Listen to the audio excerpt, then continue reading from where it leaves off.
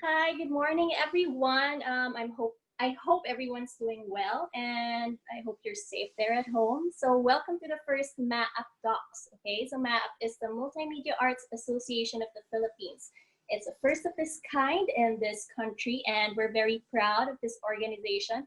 So, it's actually an association for multimedia arts, and during this quarantine, we actually made this talk, and it's free for everyone. It's our first MAP Talks, which is the power of the pitch. Okay, so our guest speaker today, I am proud to introduce to you, is Mr. Jag Garcia. So Mr. Garcia spent 25 years in various fields of the media industry. So that's almost 20 years teaching at the Salle-College of Saint Benilde. He was actually my advisor before in my thesis. So that's a good information for you. Aside from teaching film production, history, and marketing courses, and being the founder and former chair of the Digital Filmmaking Program, he is now a technology coach at Benilde's Educational Technology Office, handling training and learning management systems and technology-enabled learning environments. So Mr. Jag is also a design thinking instructor and innovation mentor. He is also the former vice head of the National Committee on Cinema of the National Commission for Culture and Arts, or the NCCA, and has been collaborating since 2011 with the NCCA and the Department of Education towards the development of the training regulations in video and film production. He created curriculum guides for the special program for the arts and senior high school arts and design tracks. He is also the author of Media Kit, a frame-by-frame guide to visual production, and a contributor to the Encyclopedia of Philippine Arts. So sobrang bongga ng ating guest speaker. So he developed the Depth Ed and TESDA curricula for media arts, a teacher and corporate trainer, and he is also an avid author photographer. So guys, give it up for Mr. Jag Garcia. Muted. Hi, good morning, ladies and gentlemen. Thanks so much, Hannah, for the intro. I'm not that old, so parang kagagraduate lang naman ni Hannah last year, so yun pa ako kabata. So welcome. Thank you very much to the Multimedia Association of the Philippines for your invitation for me today. And yeah, let's start, diba? Let's get this ball rolling. I will share my screen now. And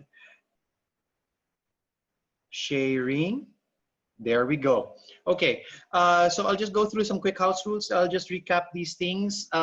We are being recorded, just so you know.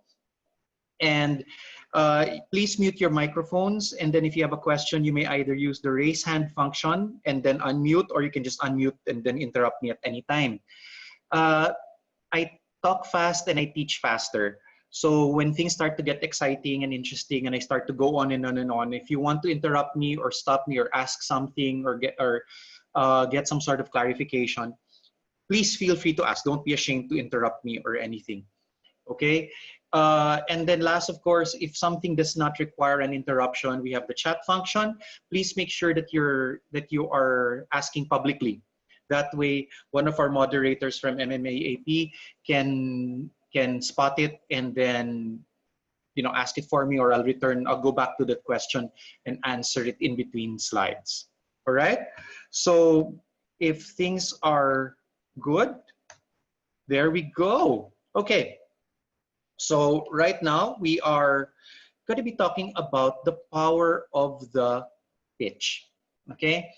And just as a, you know, just to start off, pitching is what is generally whatever it is that we do when we're trying to present or put an idea out there. It's an American term, from baseball to pitch to throw, and that's essentially what you do with a pitch.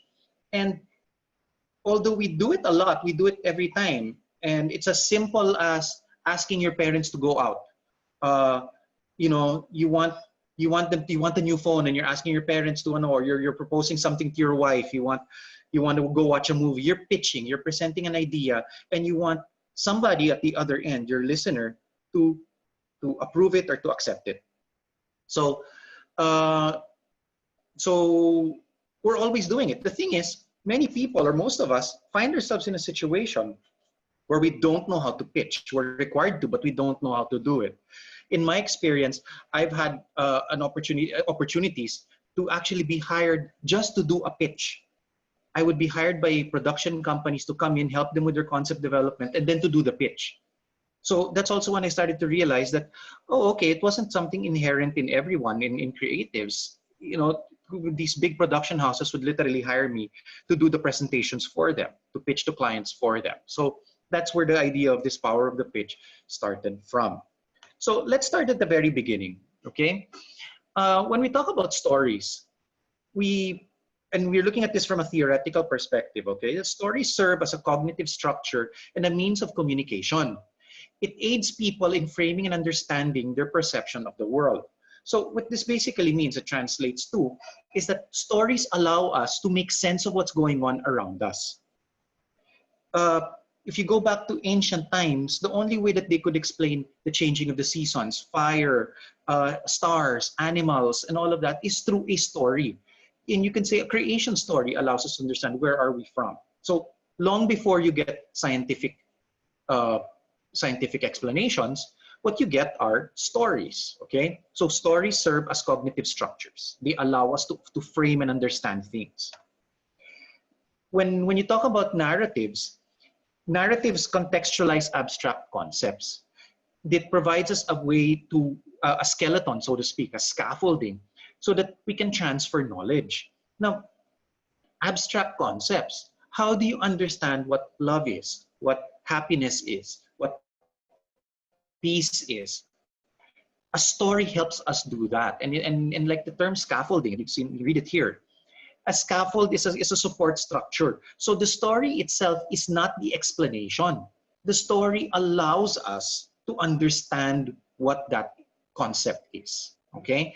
And we contextualize stories to environments, to situations, which allow us now to understand even better that concept. If I was going to be talking to students or teachers, I would use educational samples. If I was talking to bankers, I would use a banking or a business example to explain the same concept. Okay? Again, narratives contextualize as abstract concepts. Right? So far, so good? Now, when we're telling a story or when we're building a story, 3 of the 5 most basic elements of that story are what's called the character, the challenge, and the goal. Now, every story has a character. And that character has a goal, which means that that character wants to achieve something. And that goal is being hindered by a challenge. Now, that goal, I'm already going to say it at this point, okay, is that your goal has to be a solid and concrete object. A goal cannot be a concept. It cannot be world peace. And that's simply because your character, you, as a person who's pitching, as a person who has a problem, you have something concrete to achieve. But you have to reach a point B. So it has to be physical. Even if the theme, what we're trying to achieve, the bigger picture is conceptual. The goal of your problem, of your story, has to be physical. Now you have your character, you or a third person. You have a goal, which is physical. And now you have a challenge. And this challenge is the reason why we have a problem. The challenge is stopping us from achieving that goal. When you have these 3, you have a story. Or you can start telling a story. Okay? Your story is the attempt, or is based on the attempt of a person or a character to achieve a particular goal, but there is a problem. Okay? That's the challenge.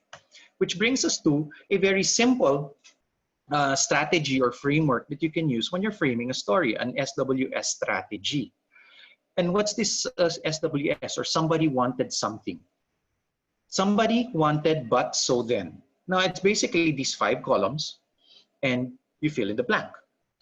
Okay? Somebody is your character. Okay? And they wanted to do something. So what do they want to achieve? This is the goal, okay? But now we introduce the conflict. So how does the problem get solved? This is now the journey in getting to our ending. And then what is that result or the outcome? at its most basic sense, these 5 columns now allow us to organize how we're going to tell that story or how that story is going to build. Okay, so far so good? Okay, so now you're thinking, wait, this was supposed to be pitching. So are you in the right lecture? Yes, yes you are. Yes, you are. So why are we talking about stories? Simply because once upon a time, somebody realized that there is such a thing called business storytelling. Okay, and business storytelling is the use of stories and narrative and storytelling and narrative structures in a business context to achieve or to communicate particular business goals. And I was saying, a business, but I'm an artist. No, boys and girls, okay? Everything is a business. Even artists are in business of art, which means that you are always trying to push something. You're trying to present something. You're trying to communicate something to someone. If it is a piece of art, you are trying to present your art to someone. You're trying to communicate your feeling, your emotion, your message to someone. Okay? If you are a designer or a communicator, you are trying to, or you have a client, your client is trying to achieve something. So we are now in the business of business storytelling. And that's what this whole lecture is really going to be about. In business storytelling, we connect, we engage, and we inspire. In business storytelling, okay, we focus, or we try to focus on the business side, or rather the human side of work. Now this is strange. Parang, the immediate question might be, what human side? Why? Aren't we all humans? No, we're not all humans. Especially when you get engrossed in the concept of doing business, you tend to lose the people side or the human side of it. And storytelling brings back that humanity to the story, to the context, to the business. So you don't just tell facts, you don't just list facts, you actually tell a story. You use stories and story structures to tell your business message. And stories stick longer, they have better effects in people's minds, and they're able to better address concerns and concepts and all of these things. Okay? So, moving on. To illustrate this, to make it easy, when you're considering hearts and when you're considering stories, you're looking at this context of hearts versus mind. Okay, you see, facts, okay, hard facts speak to our mind. They're facts. There is no refuting what they are.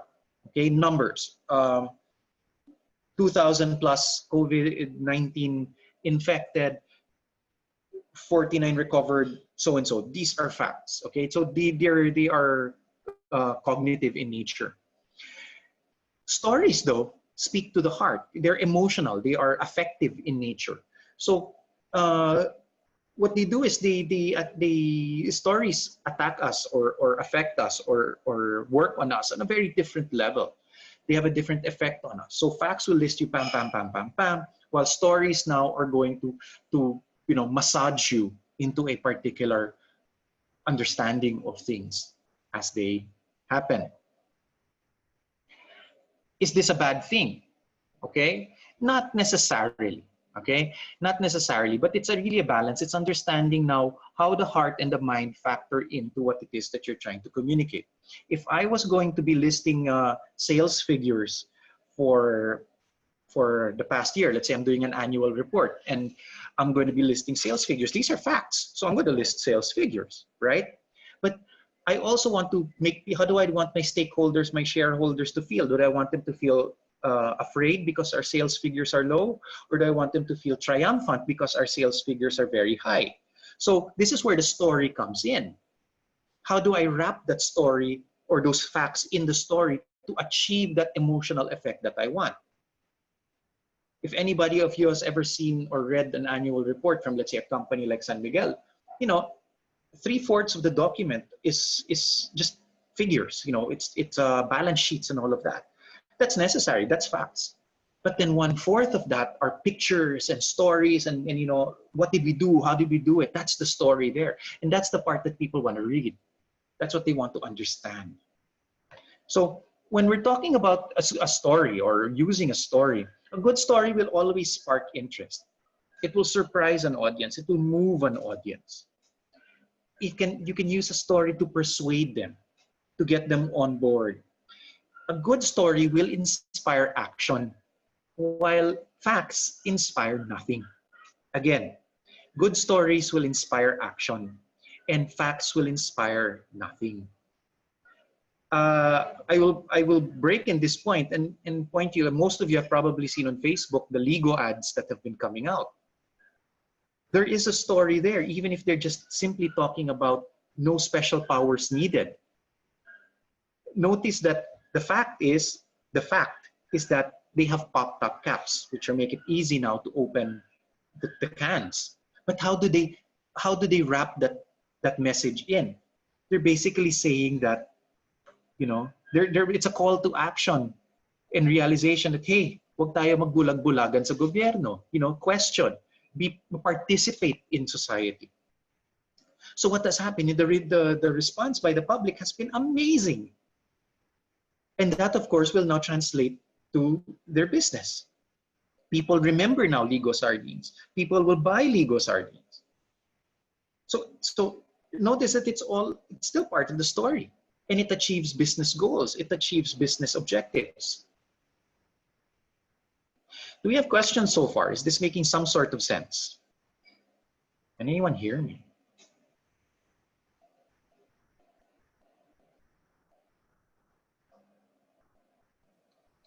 Just type in the chat. If you have questions, please go under participant. Then there's a chat box there, or a raise hand function. So just press that or go to the chat. Or you can on your video and mic, you can ask. Thanks. Back to you, Sir Jag. Okay, thank you. Thank you so much, Hannah. Okay, so again, you may just raise hands or chat if there's anything that comes up. My chat window is open, so I will see you. Okay, ta-da! We're now talking about the pitch itself. Okay, now we're here at the good stuff. Pitch, ladies and gents, is a concise verbal and sometimes visual presentation of an idea for a project generally made by a creative to a producer, investor, or collaborator in the hopes of attracting development finance or similar support. Okay, let's go through now this definition. First of all, concise. You know, this has annotation tools. Let's play around with that. Okay, so it's concise. It's black. Oh my. Syempre, can't change the color, diba? Ah, there we go. Okay, concise. Concise, concise, concise. And this is going to be a recurring theme throughout the talk. Short, simple, compact. Okay? Now, it also says verbal and sometimes visual. So in many cases, and I'm sure you've heard the term elevator pitch before, is the reason is also because an elevator pitch is exactly what it sounds like. It came about when you would, let's say, see your boss or the head of the company, and you're together in the elevator and you have that amount of time in a closed, contained space to make your presentation and to make the presentation count. So it's usually verbal, and you have about a minute. So you had to make it interesting enough, and you had to make it impactful enough so that you get called back. Now, nowadays, we're now able to use also visuals, the all-powerful PowerPoint. Now, we also have this other concept here, creative to a producer, investor, or collaborator. Is it only by creatives? Do I have to be an artist? Do I have to be a designer? Do I have to be an MMA? No. When we're talking about creatives, we're talking about anybody who has a solution to a problem. You can be a computer programmer, you can be an engineer, you can be a scientist. But when you're coming up with a solution to a problem or to a challenge and you have a new idea, you are being creative. So creatives, people with a capital C, people that are now trying to create something or be imaginative, will be the ones doing a pitch. They are the ones that are pitching. If you don't have a solution, you're usually not pitching. And lastly, in the hopes of attracting development finance or similar support. So is it always money? Not always, but you are always looking for some sort of support. Is it money? Is it lab access? Is it materials? Is it technology, knowledge? You're always looking for some sort of help. Again, look at me. You know, think about it as you're trying to propose to your if for students, for instance, there's a concert that you want to watch, and you're going to propose it to your parents that you're going to watch this concert. You're going to buy these tickets.